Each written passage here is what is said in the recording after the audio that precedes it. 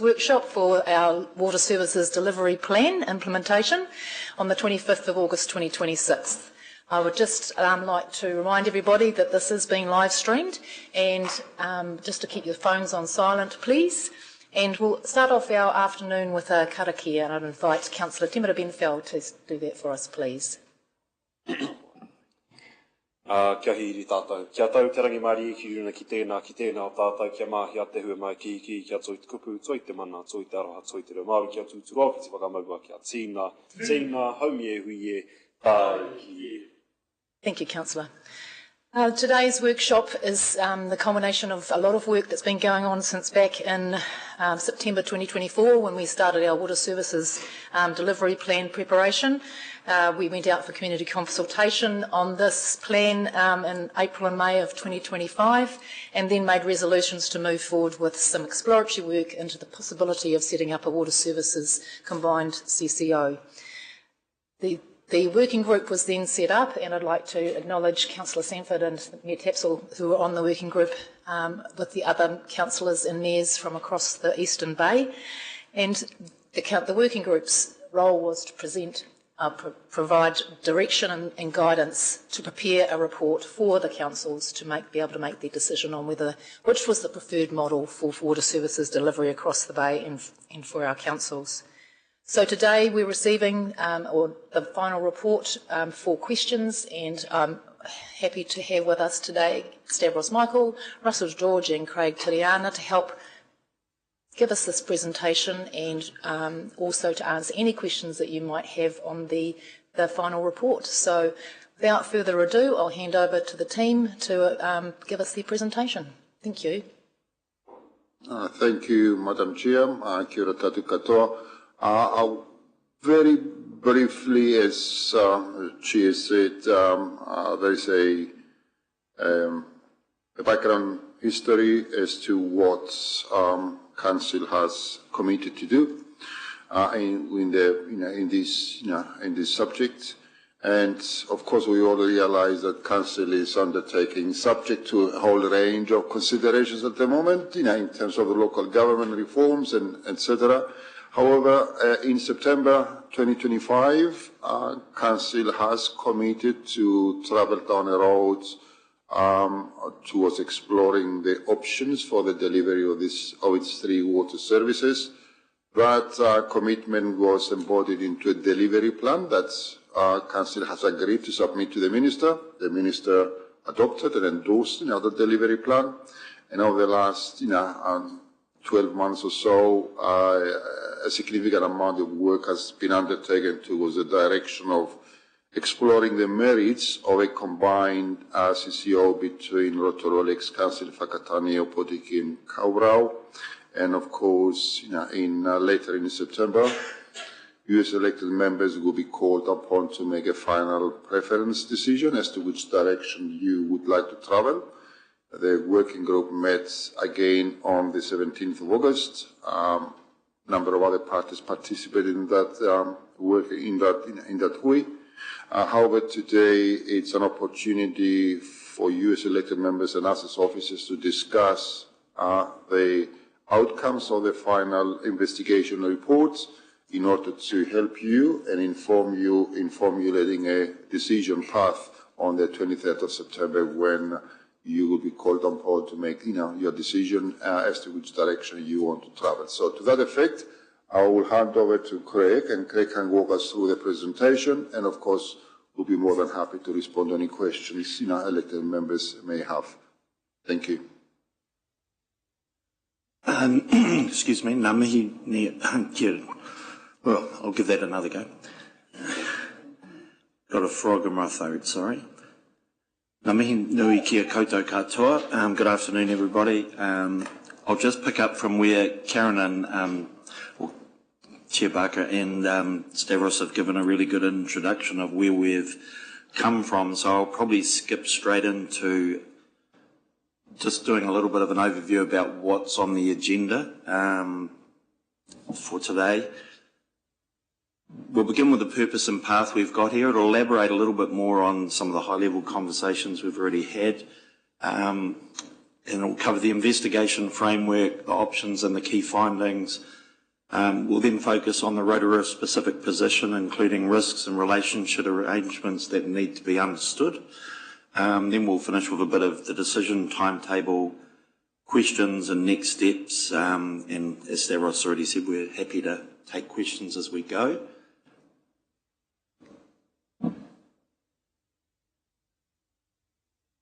I think we've largely outlined this already, but I think it's just important to sort of match up a little bit of commentary with the slides for those who might watch this later on. In fact, this is why we're here today specifically. We're on an overview of the final report, of which I think we made available to everyone last week sometime, would have been just after the final meeting. Get any clarification questions that you may have for the, on the report, understand the available options and then the decision making. What we're not here to do is obviously make any decisions on the preferred option or debate the merits with a view of reaching a consensus or to get anything else. So I think the purpose will be even more clear when we just retrace how they got, the working group and councils got to where we are. This is a little bit of a timeline around Councillor Barker talked about the water service delivery plan and how it outlines the actual decision that was made. It's a multi-staged approach, which meant in-house for now until 1 July 2028. Then it may transition to a multi-council WCCO, and that was all dependent on an investigation and a final decision of councils. Our fallback position always was, if that didn't make sense for this council, we would remain in-house. That's what's in our water service delivery plan as our decision for the approximately the next 10 years, unless something changes. We joined into that working group with our partners from across the way, Putiki, Whakatane and Kawerau, and the working group has worked pretty quickly, I would think. That's it. They've done a lot of work in sort of, what's that, about 8.5 working months to get to the point where there was a study completed. And obviously through council here, we've given a number of updates since your induction in 2025 to pick up on the work that was done under the previous council just to get to where we are today. This is really the latest step in the sequence. The technical analysis has been completed from our report, and the other generic slide, which I think you've seen this probably every time we've done something, just runs through a little bit of that high-level view of the actual program in itself. The green stuff is largely the formation and those technical reports. As you see, the darker colours that come down, we've been in a case of communicating, I would say, softly with our community since that program took in effect into April with the working group, and that's giving just updates of what the work that's been ongoing. We've also been in a state of iwi engagement across from iwi chairs down to anyone that wanted us to talk to them, whether it was a protocol meeting or something like that, to give them a little bit of an update of what's going on. Then, as you'll know better than me, the Head Start stuff came along right at the bottom and provided those other diamonds that weren't there when we first started this work. And we've got to the final technical piece, and we're now into that. We've done the feedback on the final report, and we're now in the point where this workshop was in our water service delivery plan to go over the findings and where council will have to go with regard to decision making. So we're really at the point where we're back. I think we've come full circle. We've gone from a decision point that council made back in late 2025 to where we're coming up to a decision point where you would be looking at what might be your preferred option and what the consultation looks like around that.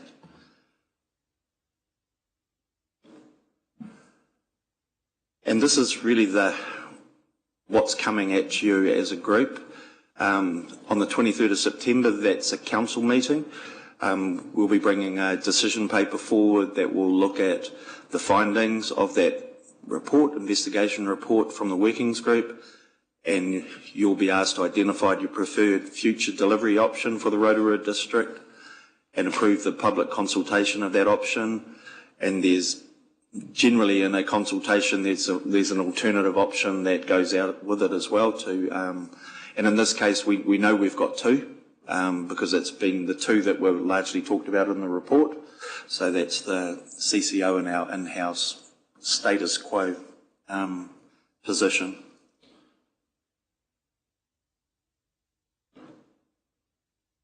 This might be helpful for you, you guys to consider as we go forward, because these were basically the questions that were created way back at this work's inception about what it was trying to solve, or what was the you know, I suppose the purpose of doing this work way back, and once the government had made its changes. So, and they might be helpful for as you think about this work and then going into the actual decision-making meeting about what option best delivers long-term water services for us, what options best manages affordability pressures, what option best protects community interests, what options most capable of meeting future regulatory requirements, and the last one there, what should be tested with the community. I think the questions are a useful lens for the rest of, as we discussed today, and it probably also, the issue is not simply one of which model is the lowest costing. You know, it's about long-term decisions, it's about service capability, affordability, protection of the community interests. And I think as we move through the findings, we'll see some of that evidence. And also there'll be some where it depends on assumptions, and there'll be some evidence that we show that also says there's a need for further design and engagement that needs to follow. That's the technical report takes us to a certain point. It doesn't deliver a final model. So those are the questions from our original mandate.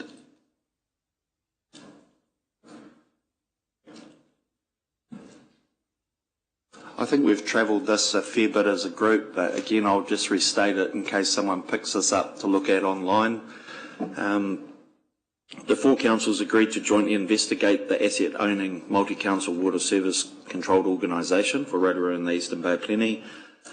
The purpose is to develop a report that sets out a delivery model and gives each council a common evidence base for its further decisions. It's really important to know that the investigation does not bind any council to establish the entity. Each council still needs to consider its own circumstances, consult as required, and make its own final decision. And for the investigation to deliver on those things, was divided into like 5 work streams that were completed, and that was that solid green block on the diagram earlier.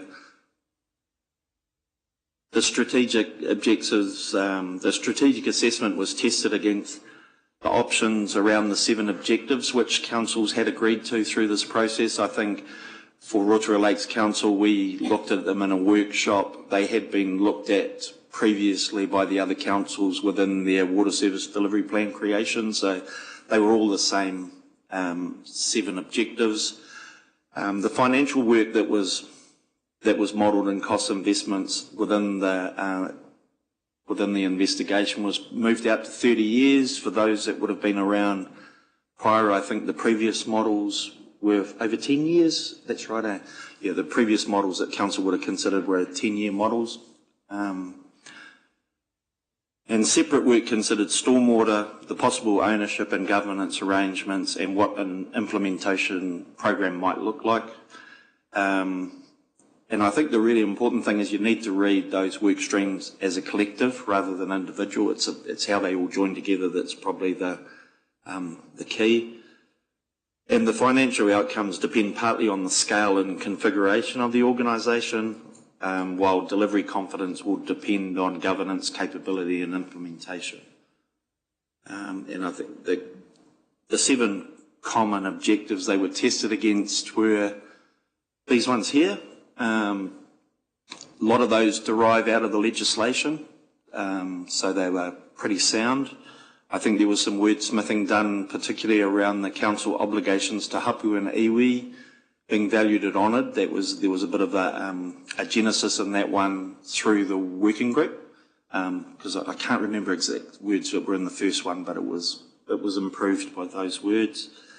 And I think the assessment that Martin Jenkins has helped us through and with the working group, it considers a balance across all of these 7, including the obligations and relationships that just can't be reduced to financial modelling alone. So using this framework, the investigation first narrowed the delivery options to the practical shortlist, which was 3 options when they started. The internal business unit, our status quo.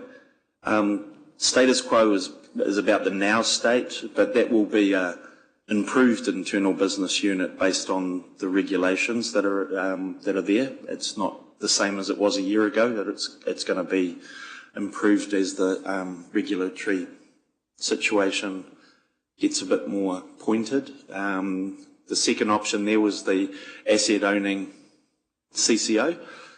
And the third one was a service-only delivery CCO, which was quickly sort of discounted in conversations as it didn't provide I suppose, enough of the advantages that the others were. So that was worked into the 2. And the key findings, once we got into the 2, list them there, but the overall assessment found the asset owning WSCCO to be the strongest model against the agreed strategic objectives. In-house delivery, and for Rotorua in particular, can meet current requirements, but the report expects a bit of pressure to increase over time, and that's a little bit about the unknown. And I think when we had our colleagues from ComCom and Taumata Arawai here a couple of weeks back for one of your meetings, as they would have said there, they're still learning some of their requirements, and there's some to come. Whatever they are, we don't know, but we'll find out.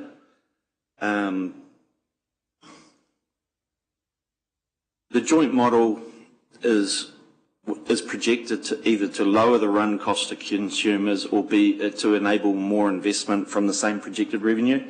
So there's a choice there around that. It's not necessarily both.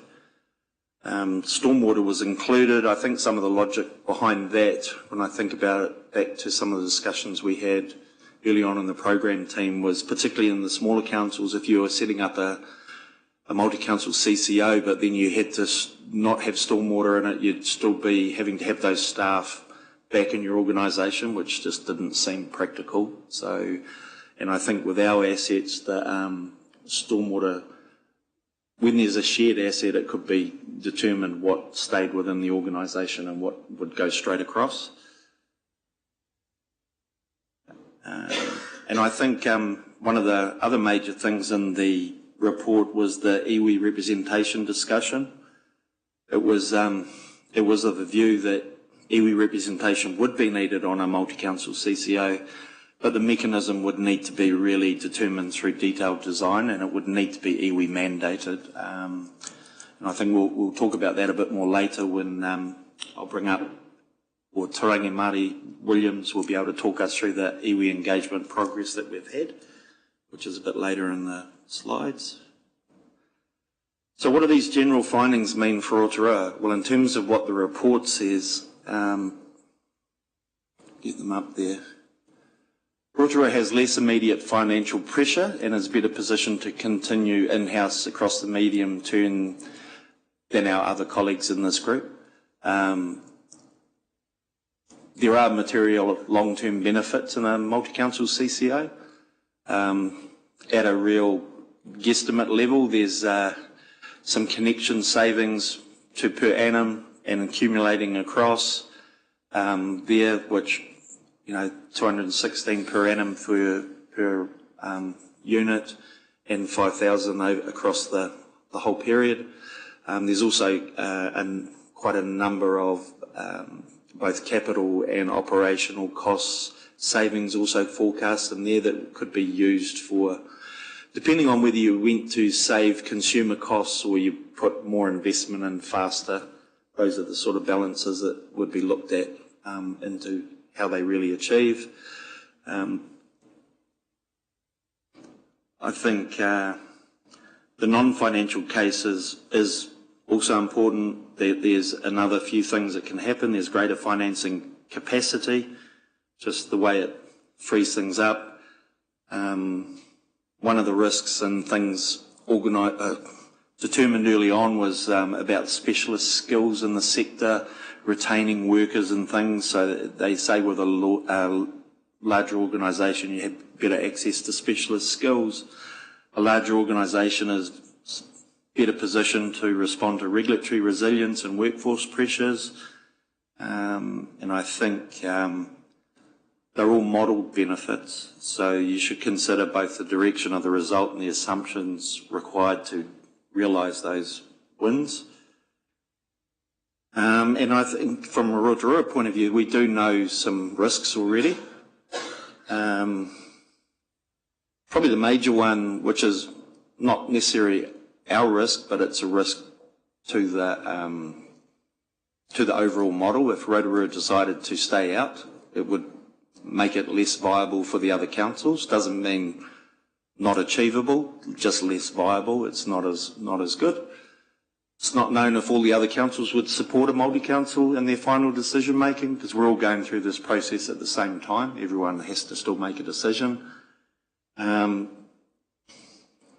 We have a real need to ensure that the coordination between the CCO and our council's wider planning environment was something that was noted in the report, that it's important that we get that right, and also navigating our complex network of statutory co-governance arrangements, treaty settlement obligations, and lake-based management frameworks. They're not small.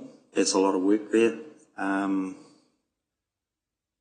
Means any joint entity could not simply inherit a general regional model. It would be to be detailed, designed, careful consideration for those things, substantial engagement with iwi and hapu and landowners, and some of them may not actually support a regional entity. We don't know that exactly. And I think the next couple of slides will probably make that a little bit clearer.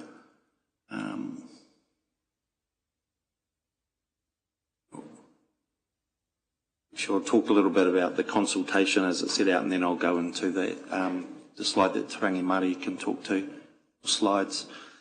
At this stage, our consultation is scheduled for 1st to 31st of October with community-wide, and we are currently in that engagement process with landowners in iwi hapu, and that's been an ongoing conversation, and it will continue until we get to there. And at the moment we have hearings scheduled, if required, between that date and November. We'll obviously have a full engagement plan ready to go with the decision making in September, so you'll see that then. Any feedback you've got today about the upgoing communication or consultation would be much appreciated. I think I can give a quick update. Stacey, who's leading the comms for us, they've got another meeting on at this stage, so the communications have been running collectively from the working group, as was agreed in the Heads of Agreement. That's finished essentially with where we're at the decision point and everyone going back to their home bases. We've kept our website in general running a commentary on all of the work, all of the decisions in this project since it became Local Waters Done Well, if not prior to that. So we've got quite a repository in our web. The intention is when we get into the next phase, because the planning is underway, and should it be approved, we'll have a dedicated participate page, consultation materials, and as you would expect, and the iwi engagement will really keep going. So, trying to think, has anyone got any questions at this stage, or want to go and hear from Te Rangi Māori? Maybe we'll just continue on. Yep. Thanks, Craig, for the moment.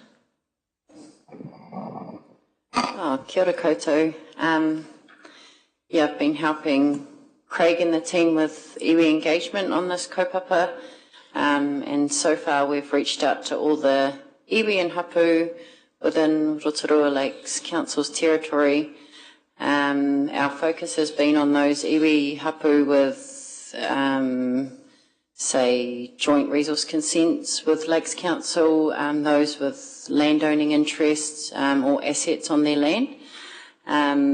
To date, these landowners have held a hui with the Mayor and Councillors Barker and Sanford. At this stage, they've expressed a preference for an in-house business unit, and that's based on the fact that the relationships they hold are with Lakes Council. There's a nervousness around shifting those relationships to a different entity and what that looks like. So the next step with the landowners is to work through the details of how a WSCCO would impact those relationships and the interests they hold versus what that looks like through an in-house business unit. There's a hui scheduled with the landowners for early September, and we're looking to schedule further hui before the December date. And each of those hui will kind of have an agenda that addresses specific issues the landowners are looking at. In terms of wider iwi that aren't landowners or interest holders, we haven't had much interest, but our approach is to run a couple of wānanga and present the key findings of these investigations to support their understanding of the decision that's going to be made in December and provide some opportunities for them to input into that. Yeah. Thank you, Te Ranga Mārie. Is there any questions at this stage? No, it looks like there isn't any, so I'll hand back to you, Craig. Thank you.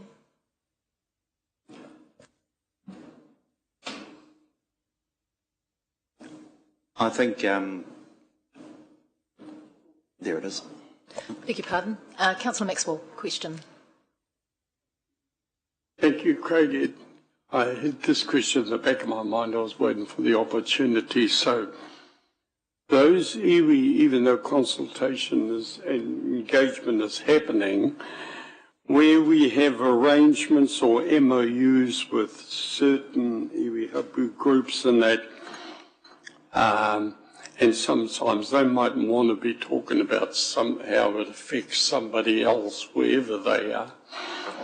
How does the MOUs that we've struck up with certain iwi, will it be discussed, or it can remain how they see it? Through you, Chair. The legislation is pretty strict as everything carries through. So what's in place now doesn't go anywhere. So that's the obligation council has under the legislation. Oh, that's terrible. So if anything went to a CCO, it's how that transfers across is where you get to the due diligence and the conversations that go on, because there's always a transfer agreement that has to happen from each of the councils into that and what's within that. So those would have to be discussions with those particular groups about how that works. Things like consents have been transferred in other entities that have been set up. So it wouldn't be the first time, but there's something about there's a difference between a consent and a relationship, and that's the navigating space. And I think that's what we've heard quite clearly from the conversations that I've been in, is that relationship is very important to our partners in the space, and they have that with council, and they don't have one right now with a water service entity, because they don't know who that is, what that is, and what it represents. So it's been it hasn't been negative point. I think it's just been a very honest conversation that they've started in that regard. That we have a lot of those arrangements in our community that are probably more in depth and more enduring than in some other councils. And the importance is if there was a CCO set up, it's the conversations that would need to happen to get the right mechanisms to help those go on into the future. I'll just add, the CEO might have some comments as well. Thank you, Chair. Councillor Maxwell, one of the items that's been quite interesting on this topic as we've explored it is just how different Rotorua is from some of the other councils we've been working with.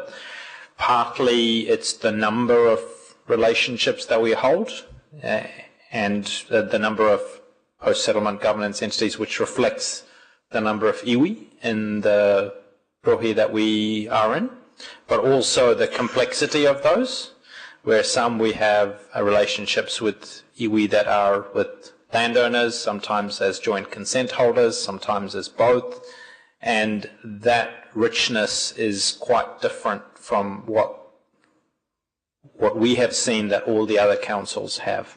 So it's quite a key point of difference. And I would actually go even further to say potentially more complex than any other CCO, Waters CCO, has in New Zealand at the moment. So quite a complex point for us to navigate. Yes, Councillor Rotorua Tate.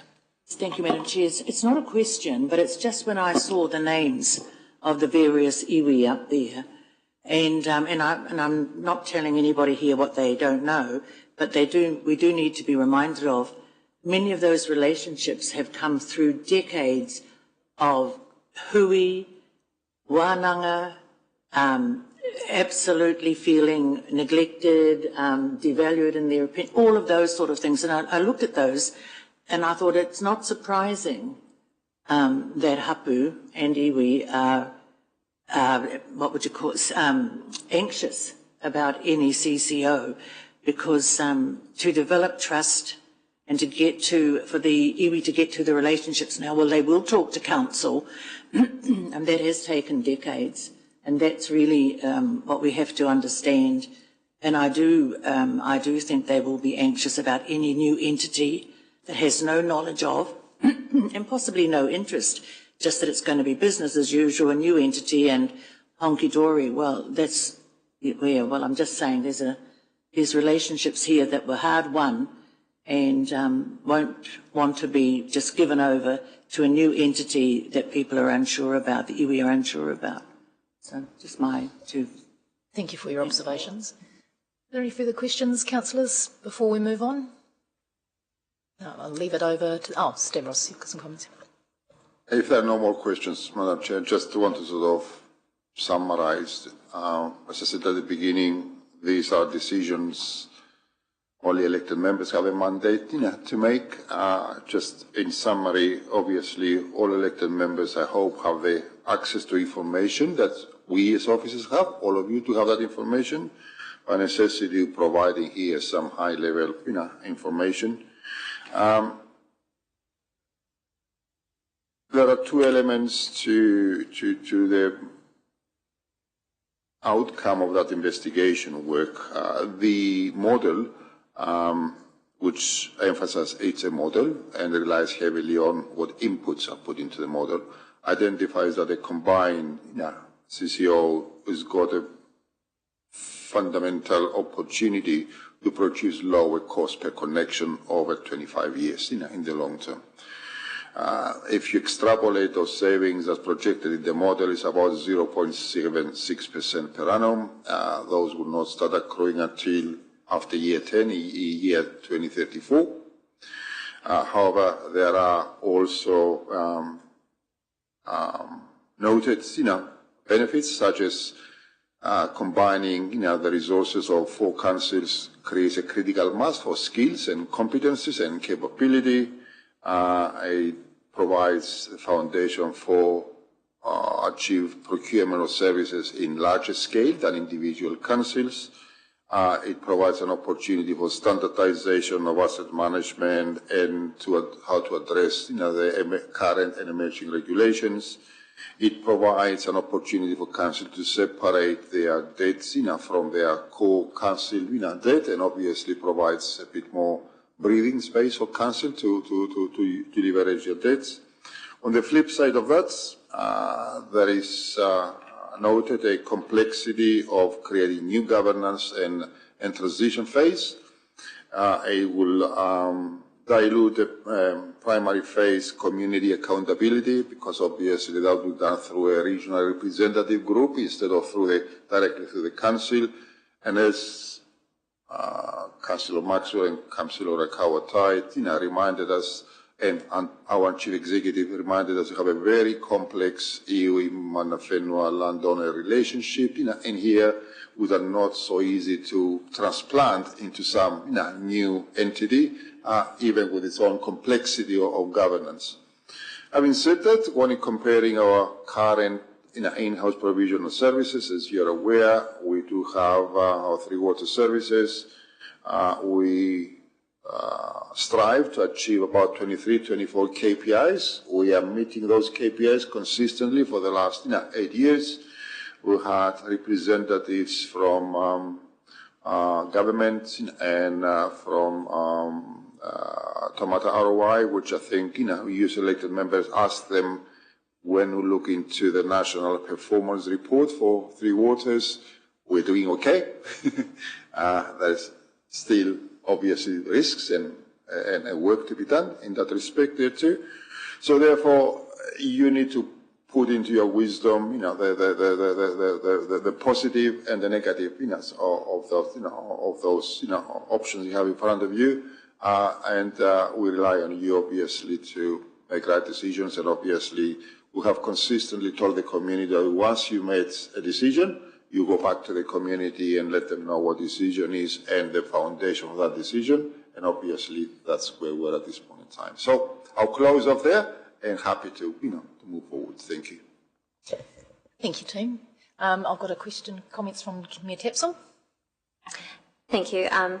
And I just really wanted to acknowledge that through this process, we've also had the help of Max Baxter, who's acted as an advisor for us. So DIA, now MCERT, provided some funding for that. So we've had really good independent advice around the table. And if that name sounds familiar, it's because he was the previous mayor of Rotorua, and the Waikato Waters were obviously one of the leaders in establishing water services, CCOs. Now, one of the interesting points that he raised is there is a very real impact on potential staffing across the region with the establishment of water services CCOs, and that even for Rotorua as a smaller council going into a much larger Waikato Water Services entity, they were very mindful of that and determining to go into that despite not seeing financial benefits for a very long time. And just the final comment as well is our Eastern Baventi partners are very keen to know what the decision of Rotorua will be, because as has been mentioned, the model's really only financially sustainable with us included in it. So that will be a decision that needs to come to us in September. But what we will do is also bring Max Baxter along to that meeting to provide a bit of a presentation, brief summary of his learnings, and then also be available to answer any questions. And the benefit of that is obviously he comes from a council that's already been through the process as well. So I feel confident that between our staff expertise and also independent advisor, that will be a worthwhile session. And we will continue to engage with our landowners and also mana whenua, so acknowledge our team for the significant progress on that already. Thank you. Thank you, Mayor Tapsell. Councillor Sanford. Thank you, Madam Chair, and some comments from me, having been in the working group, and someone might want to respond to these comments because they sort of, I guess, raise some of my ongoing questions that I would have about how we move forward from here. So I think it's a solid report. I think that the working group's done really good work, and I think all the officers have done amazing work to pull it all together. I think the end result is that you have a report which outlines that a joint CCO can work and it can deliver some benefits. The questions, if I was to fast forward here and say whether I'm going to vote for it or not, the questions that are still troubling me in the back of my head, the big one is around iwi, and because in our rohi here, they are big landowners, they're really important relationships, and if they're on board with moving to a CCO, that would probably push me to being on board with a CCO. If they're not, that would raise really big concerns with me around how we implement this and how we bring them along that journey. So that would be one of the big unresolved issues for me. And I know this one's sort of come up a lot recently, and I know in some ways we should be making this decision in a box and just thinking about this decision, but it exists in a much wider context around other changes that are happening. And what happens with Head Start in the next month or so, I think, is important. And also our capacity as an organisation probably to undergo change in the future. This would be another big change. And looking at the possible governance structure of the CCO, we've gone through this whole process dealing with 3 councils, but potentially they could be 1 council from 2028. So, how that then changes the shareholding, how that then changes the governance of any proposed CCO. And so I guess there's still because we are in a state of flux in that situation, it creates further flow-on questions around, the setup and the timing of the setup of a CCO for me as well. I might just hand to the CE to maybe address any of those comments that he can. I'll have a go at some of them through you, Madam Chair. Look, I think if you speak to any council staff, officer, elected member who's been through a transfer of assets and staff and functions from a council to a CCO, they will all tell you, do not underestimate the effort that it takes from staff, but from elected members, from partners, all of that. So the transition costs, if we just want to look at from a cost point of view, I think are estimated in that report, but they are not small. And secondly, what they don't count is the bandwidth of people who can't be replicated or hired in. So my executive team, my CFO, sadly departing for a CCO shortly, but also other key members of our team, Manahautua Toarawa Partnerships, the infrastructure, obviously. So there's a significant transformation workload that comes with shifting this water services, which is about 40% of the business outside of this organisation.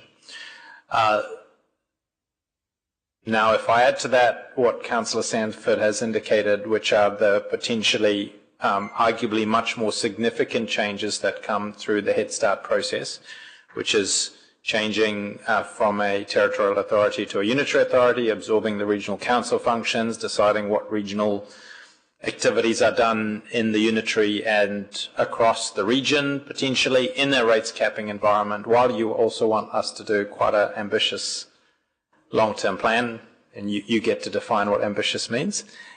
Those are very, very significant pieces of work that are going to land on this organisation all around the same time. So all I can say is we will be asking you to really consider your priorities and what you want this council to tackle first and foremost, because we will not be able to resource these 3 transformative work streams to the same level at the same time. That is not possible. Thank you, CE. Andrew. Councillor Peterson. Thank you, Madam Chair, and through you, and thank you for the report. Very long one, the big one from last week. Did have a bit of a thumb through that, trying to understand all the different permutations, I guess you could say, and Councillor Sanford just asked about 3 of the questions that I was going to ask regarding how all of this is going to come together, and you've answered some of them, but like the transferring of stormwater, including that now is being raised. I mean, all of these permutations are just unknowns. And we keep hearing this, the question, we don't know what we don't know. We don't know the unknowns that are unknown. I mean, all of these things are challenging for us to be able to make an informed decision. But one of the things that I was wondering we may have modelled goes back to an earlier point. So has any modelling been done to show how the Rotorua household savings would be affected in the first 5 or first 10 years rather than aggregated over the 25? Have we done that modelling? The report from Martin Jenkins, and the working group obviously indicates that there will be no, comparing the CCO and an in-house service for the first 10 years, no savings. No. The savings accrue after 2034 until the year 2054, and they postulate an estimated, and I think on good grounds, because investigates, other similar outcomes, but the report indicates for the first 10 years or till 2034, there is no material difference between the in-house service and the SCCO. Thank you. And then I did have a couple more, if you don't mind. Sorry, I'll just find them down here again. So, going still with the cost side of things and the benefits, are the prospective long-term scale, capability and financial benefits worth transferring approximately 1.35 billion of our community water assets and a substantial degree of direct local control into a regional entity when Rotorua can demonstrably continue operating independently? Well, again, on the financial basis, purely on numerical basis and purely on the model, the investigation identified, but it says that by the transition, migration of assets and operational costs into the entity by the year 2024, it will save approximately $216 per connection per property, which translates about over 25 years, about $5,600 per connection. And now I have no reason to doubt, these estimates that the model has produced. However, my only caution is that 25 years is a long period of time, and models are only as good as the assumptions you insert into that. So that's what the report identifies. Excellent, thank you. There's that wonderful word, assumptions, again, yes. My last question is,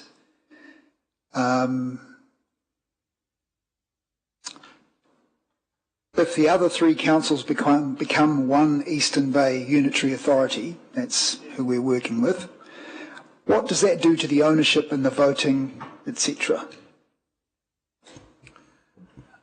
Thank you, Councillor. I might take that one. This has been one that we have wrestled with as well and pointed out this is where the interrelationship of decisions is quite important. I'm not sure what page it is in that report that you were thumbing through, but it does, one of the principles of setting up the governance and representation arrangements in that report has been such that even though Rotorua, I think, has 64% of the assets and 62% of the connections, it's been set up so that Rotorua does not have more than 50% of the votes and representation. Obviously, it's logical to then extend if those other 3 councils amalgamated, would they inherit their shareholding, or would there need to be a recalculation on that basis? I would say obviously there would need to be a recalculation, but how would that work? Does it make sense to do that asset transfer and set up the company once, knowing that a year or 2 later it's all going to be redone, or is it better to wait till after such amalgamation to then make a decision?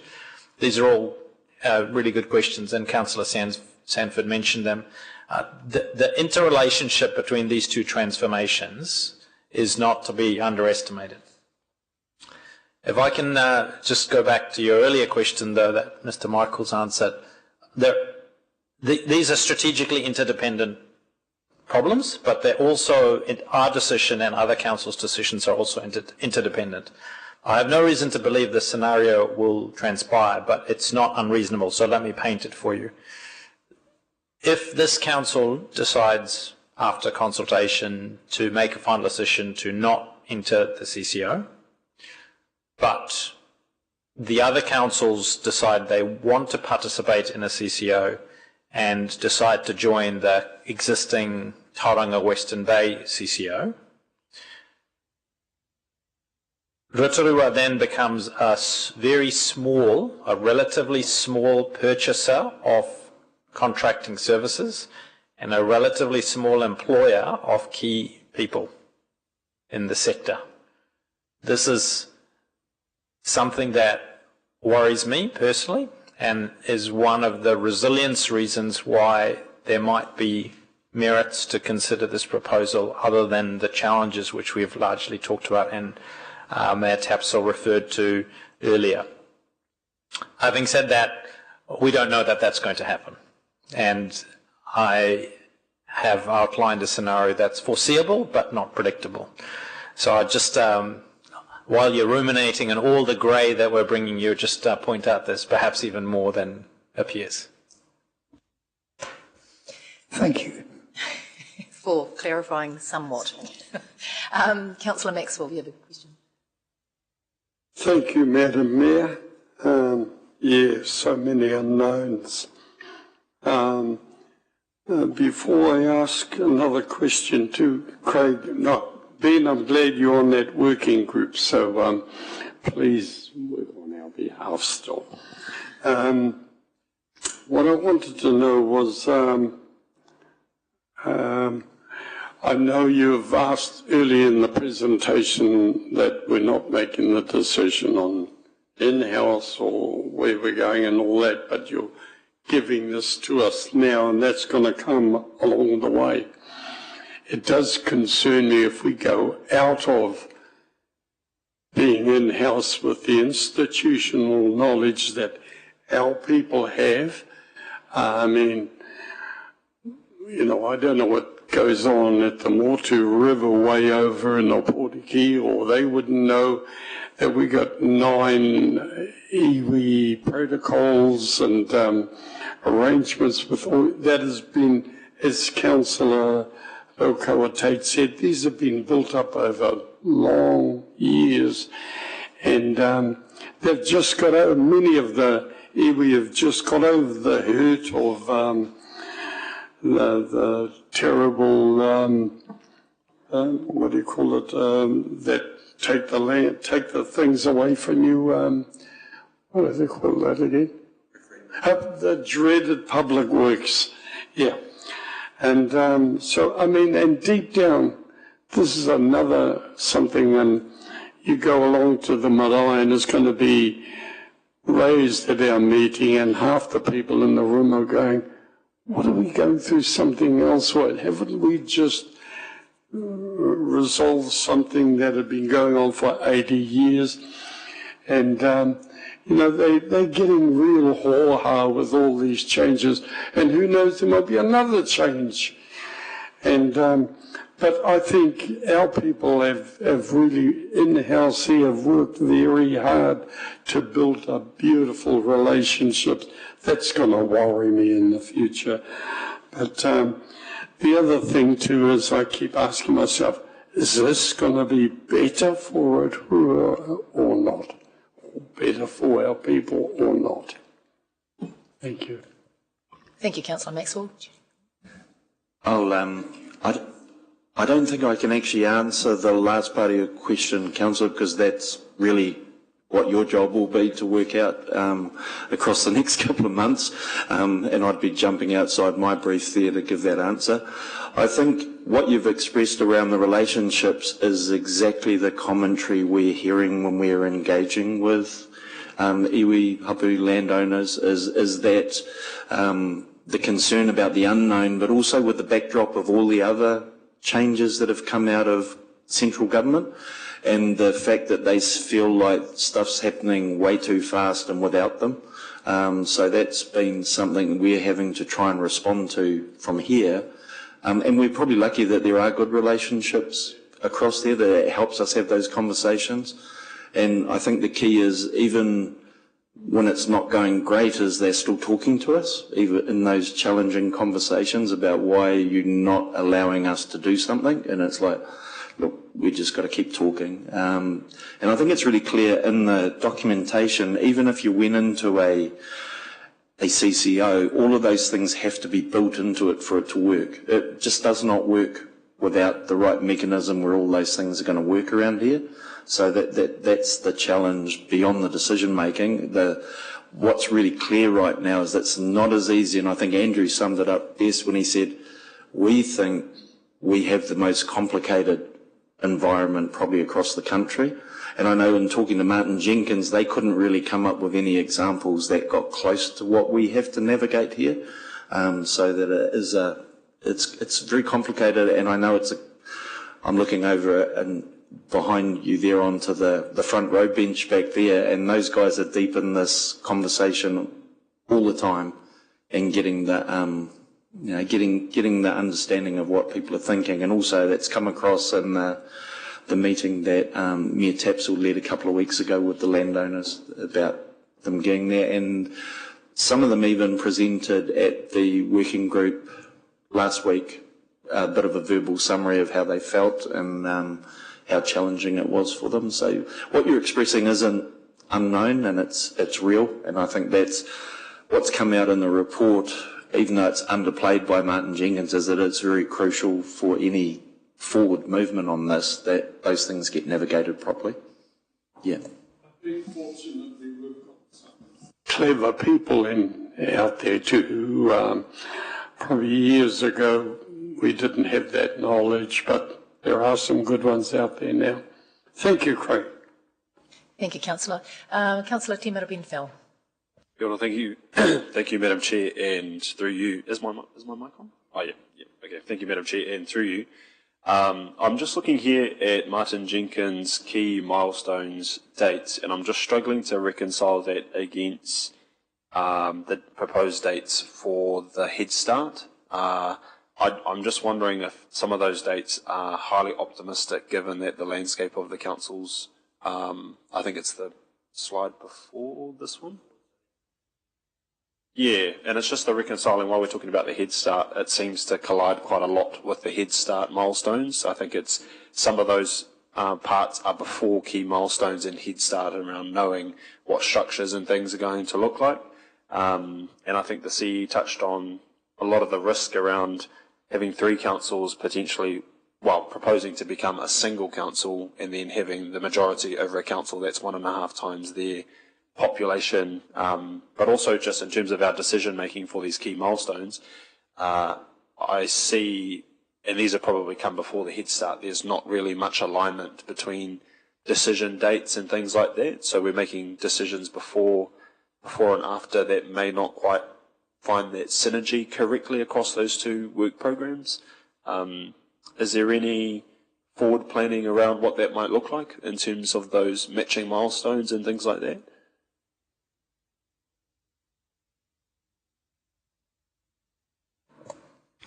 Maybe while Craig's getting ready, if I can say, Councillor, if it appears that there's no coordination, but it's because there isn't any. That we were on this track built into, and the intention was we were going to make this decision in order to inform our long-term plan, which is why the program is what it is, and it appeared quite logical. The Head Start timeframe has thrown that out quite a bit in a sense, and we're still potentially hoping to get a Head Start decision before your final decision, or we're expecting to get a Head Start decision before your final decision in December, but it looks like it won't be before your initial decision in September, although that's unclear. Yeah, just to add to your comments, Andrew, probably the one of most concern is the Constitution Shareholders Agreement is executed in March of 2027, which definitely is not in alignment with the Head Start calendar for next year. So it's just reconciling how do we how are we able to agree to structures before the ultimate overall structure of councils have not yet been agreed by that point in time? Not even the detailed report will be agreed at that time. So those are just some of the concerns. Is I wonder if this has now become a bit of a cart before the horse type exercise. Yeah, I don't know. Through you, Chair, just going on that, in the addendum, those milestones were the ones that were picked out probably when they did the implementation plan. It is a forward-looking document based on what we knew at the time. And I think if you recall 2 meetings ago at the working group, we had to alter some of the text for the final report to reflect some of the changing with the legislation and so forth. And I think Councillor Sanford might have said it before about the decision being made in a box. We've tried to treat this process as being going along its own railroad tracks as long as we possibly could. What Martin Jenkins has done here, this was I suppose, the way forward prior to all of those things dropping out of central Wellington. And there's certainly some navigation there that doesn't make sense now. But what is probably the only really key dates that we can confirm right now, these ones up there, that there's some decision makings from our councils and some of the others going towards what will be the options and what will be the preferred option and where we go. Once any of those decisions were made to go into a CCO, then we would pull up the implementation plan or the establishment plan and start looking at, so what are the key activities that need to be mapped out now and where would they fit? Do they still fit into that same window that was originally set, or would they be moved out because of Head Start? Would they be, in any other way? So some of those could change, as you pointed out, but that's not I think it was a point in time where that made sense, as opposed it's a definite. Why I attached that in there was so we could just see what might lay out if you guys asked any questions around. So what does it look like beyond some of the activity? What might be some of the things that have to happen? Because everyone worries about how do you establish this thing? So there's agreements that need to be made. You need to sign that you're even going into it first. So the councils that wanted to would sign something, and then they're talking about what they transfer in and all these things while you're still trying to do the design around what does shareholding, ownership, or all those things look like. There's a lot of work in that space, and I think, as Andrew's already said, it's a huge transition piece of work. The dates are definitely, I would say, question marks as opposed to in concrete. Yeah. If I can just add to that, I think we all know this. This is hard, right? And it's going to be hard. But my commitment to you is you tell us what your priorities are, and if this is a priority for you, we can make it happen. So there are ways to build in tools into a shareholder agreement that if the shareholders change, this is how you transform them. It's not impossible to proceed with this. If this is this council's decision and priority, we can make it happen. I should also remind you that Head Start is a government policy. It is not legislation yet. It's not even drafted legislation, let alone passed legislation. So we've just got to be conscious that we're trying to guess what's going to happen next based on government announcements, but they haven't been passed into legislation. Obviously, there's a general election coming. We don't know if the priorities of the next government are going to be the same. We don't know if the timeframes are going to be the same.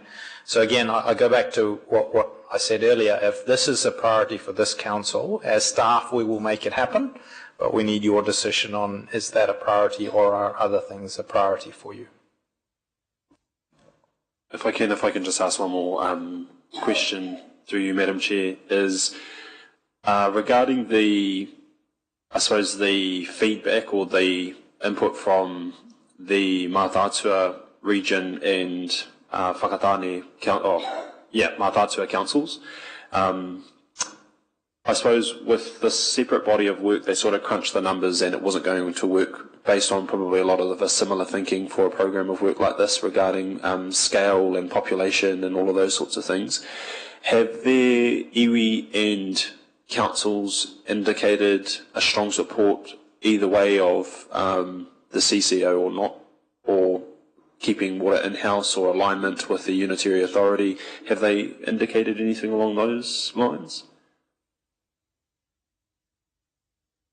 through your chair, like not that I've been part of. So if it has, it's happened at other levels. But I've heard the same as we've said over here. We don't have a decision. We're working through the results. I think it's probably fair to say they have challenged us about our authenticity in taking part in this, and about whether it's real or whether Rotorua is not in. That has been brought up probably 3 times in different working groups. And I know on every time we've been able to give the answer that this is a genuine process we're working through to see what the best option is. I haven't heard anything different over there with regards to a collective view, but they probably all have a deep work view of what's the best answer for their communities, because they've gone through the same work. So, for some of them it may be a different answer. Yeah. Thank you. Councillor Rokama-Tate. Thank you, Madam Chair. I was just wondering if any thinking has been put into the impact on remaining council operations and viability, even at this early stage. I've just been thinking about, we've got our CCO, the Rotorua Airport. We've also got Rotorua Inc. We may well have a CCO for water. So the impact on our remaining services, if 40% or thereabouts are water, are we thinking about that at the same time, or will that come lately after decision? Is that, anybody can shed some light there at this stage? It has definitely been a conversation. The exact details haven't been realised as yet, because I think we know that there's a changing picture, so what it's going to be is probably different. We do know that it's 40% of this work would up and go somewhere else. How many people? Stavros might know better. Yeah. Well, I think just to remind elected members that we are actually required by legislation to have ring-fenced our 3 waters from the rest of the organisation financially, and we have done this since July this year. So we know exactly what costs are attributed to the 3 water services, and also the proportion of our corporate overheads are attributed, to these 3 water services. So if the question is that, do we understand the impacts on the council if you taking the 3 waters out of the organisation, put it somewhere? Yes, we have a very good idea as to what it would mean to our shared services, finance, human resources, communications, governance, and all these bits. So we understand that very clearly. And as my chief executive said earlier, moving with the transitional arrangement to take people from one organisation and form a new organisation should not be underestimated, because we've got significant transitional complexities. We understand what these are, but it's not an easy scale, because you need to start descaling whatever is left in the organisation. You need to sort of optimise what resources you've got left behind, and then we'll work through kind of process. So 2 legs of the questions. Do we understand the implications? Yes, we do, financially. Do we have a transition plan? Not at this point in time, because it's pending the decision you're going to make. Thank you. I've just been thinking that it's like everything is a chink in the armour. It's an extraction of services that we've provided over the years, the staff that know the mahi and things like that, and it's just another one. And if I was a ratepayer, I'd say, oh, well, there'll be a very slimmed down council within the next 3 to 5 years, because everything's been hived off. So it might just be my thinking, that's all. Thank you. Thank you. And we haven't even taken into consideration the rates capping that's just been announced today as well, so that's going to have an impact on the remainder of our council operations as well, once Waters has got changed. So I'll just move to Councillor Patterson, and then probably we'll just close off the questions and move through the last few slides. Thank you, Madam Chair. And I'm not sure if it's a question, but it's something that when we go through these processes, communication with our community is extremely important. And one thing I was concerned about, and it might just be the way I view things, is that the way we frame the potential of keeping an in-house organisation as the status quo, because it's not the status quo. It's far from that, as Stavros has mentioned that since July it's been ring-fenced. So we want to be careful not to go out to our community and say we've got a modern professional WSCCO versus today's water services team, because that might give the wrong impression. So, I mean, this is poor wordsmithing, but something like a reformed, ring-fenced Rotorua water business operating under new regulatory framework versus a joint WSCCO, just so that we're actually telling the truth of what the community can expect. I'd hate for us and the work that you guys do, your teams do, is professional, and it should be regarded as such. And that just because we're potentially setting up a WSCCO, that's not necessarily going to be any more professional or more efficient. Thank you. Through you, Chair, thank you for that, Councillor. It's good feedback, and it is, if I think back to some of the other councils that have gone through the same steps, a lot of them, even back to Watercare in Auckland, when they were at Waitamaki ki te Heku before, under Three Waters, they went back to Watercare 2.0 because it wasn't a repeat of what they had. It had to be moved on with legislation. It was the same in under Waikato Waters. Some of those councils over there adopted their in-house was something 2.0 waters rather than a straight status quo. I think the status quo words come from probably the legislation around consultation, because you have to have like those words in there for some things, so it's getting around that. But it's definitely, it has to be enhanced from what it was, and then how much more enhancements. I think Stavros and I were talking about it the other day. It would need ongoing monitoring and tweaking to keep it up to whatever movements happen. Yeah. Thank you. Thank you. Just checking with Councillor Brown online. Do you have any questions, Councillor? Thank you. All right, then I'll hand it back to you, Craig. There's a couple more slides, I believe, and then we'll, close things off. Thank you, Chair. Look, I only had a couple more up my sleeve in case they were needed to explain things. So there was just a few there in the addendum which councillors are welcome to look at in their pack.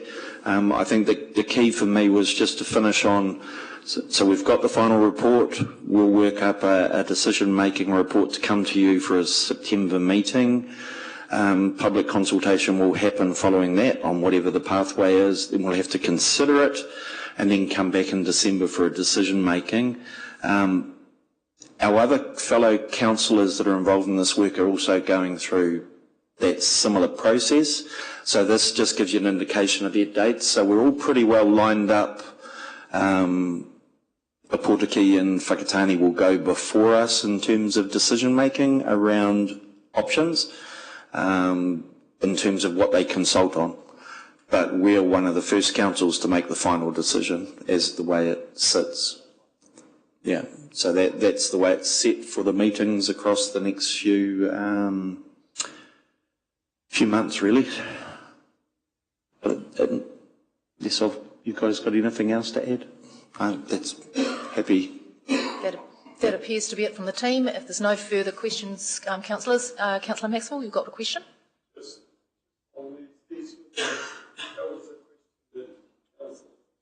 Oh. Actually, can we turn the mic on? No, thank you. Oh, sorry. We can go with our preferred option for what we think is best for Rotorua, out to our community. So whatever some other person might do about their options, we can go there. But I like the idea of getting our final decision in as soon as early in the piece rather than being caught out at the 11th hour later. Thank you. Thank you, Councillor. All right, on that note, we'll close off this workshop. Thank you very much, gentlemen, for answering our questions today. Councillors, that will be the end for this particular workshop.